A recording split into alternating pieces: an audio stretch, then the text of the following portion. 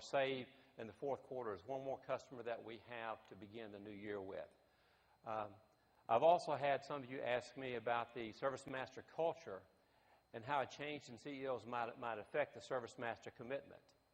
The ServiceMaster commitment is one of the things that has always made the ServiceMaster culture so unique. To illustrate this, I want to introduce you to Vincent Lee. Vincent is President and CEO of ServiceMaster Facilities Maintenance, a ServiceMaster franchise, ServiceMaster Clean franchisee in our city. I recently had the opportunity, last week we had dinner, to sit and talk with Vincent about how the ServiceMaster commitment lives in his business. And I asked him to come up and share that story with you. Vince, we look forward to hearing from you. And after what I heard last week, I know ServiceMaster Clean in Memphis is in great hands. Well, I appreciate that, Pat. Thank you. Good afternoon, everybody.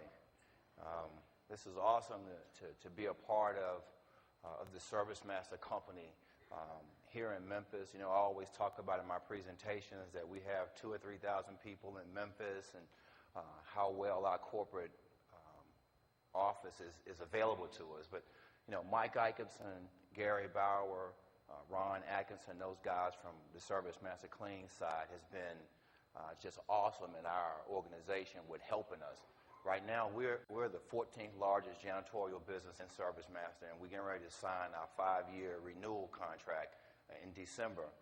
But, you know, Pat, when we were talking, thank you. When Pat and I, we had dinner with a couple guys. We just closed a major project, and he's going to talk about that later with International Paper, but it was a brand-wide deal that we did in janitorial, landscape, and pest control. And we worked with as a partnership to push the brand as a one-stop shop or one single source for International Paper. And we were awarded locations in 10 states across the country. But as I started thinking about my company, I employ about 250 people. And we operate in 10 states, as I said. And the core values of the company is what makes the difference for us. In housekeeping, at the end of the day, we empty trash, we vacuum floors, we clean restrooms, and it's not always the most glorified job. So what makes me different in my organization is my people. And so before I bought my franchise, I owned my own little mom and pop janitorial service. And you know, when I wanted to come up with a policy, I'd create one. And when I was able to buy the franchise, everything was written out for me. There was an understanding and a structure, but what caught me more than anything was the principles that we stand by, what we operate by. You know, my employees, every Thursday we have a manager's meeting, and we talk about our core values. What separates me is my people, and what I try to get them to do is understand I'm not preaching anything religious to you. When we talk about honoring God, we're talking about doing the right thing.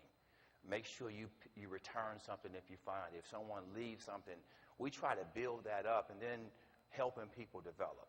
You know, my people, the people that clean up for us guys across this country, they might work for me one year, they might work for ABM another year. What we try to do is find them at their point of need and kind of help them get to the next level. We try to understand, help them understand where they are. We talk about things other than just housekeeping. We have a patent on cleaning systems, chemicals, everything. We know how to clean buildings. It's about getting my employees to have pride in what they're doing, understand how to do their job, and understanding where they are in their life so that they can move on. And so we believe if we do the right thing and if we help people develop, then we're definitely going to excel with the customer, and we definitely going to grow. We're going to grow profitably, and we're going to excel with our customers. And we've achieved our core values in that. And every day we just kind of something that comes to me all the time is too much is given, much is required. You know, so we try to keep our employees on the front end of them. You know, it's not about me. I can sell, I can talk, but at the end of the day, if I don't empty those garbage cans where they're supposed to be or sweep that floor, then I'm not going to keep that contract. And so if we can keep our people to understand what it is that they're doing, what we're out for, understanding and setting up attainable goals in their life and with our business, then we develop a better employee. And we believe that that's been the key to our success. My guys back at the office, Andre Coben, I need to mention their names, Troy Watson and Lawrence Plummer, those are the owners of my business here locally. Now, all these guys are businessmen within their own right, and they understand the value and how this ServiceMaster thing has helped us, because we were reaching a ceiling in our own business. We couldn't go any further. We didn't understand how to do it. And owning this ServiceMaster franchise and being a part of this family has really helped us. And I just wanted to share that with you guys. Thank you so much. Look forward to another 5 years.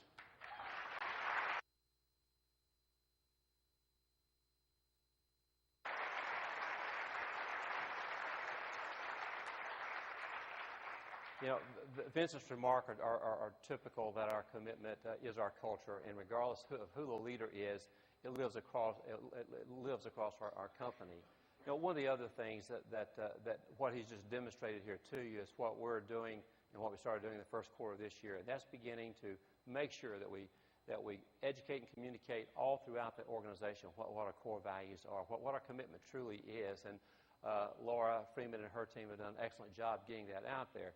But that's one franchisee there that Vincent is a partner in, an owner in, that has taken it and literally communicated it, but not only communicated it, but live it in every aspect of what they do in every situation that they face.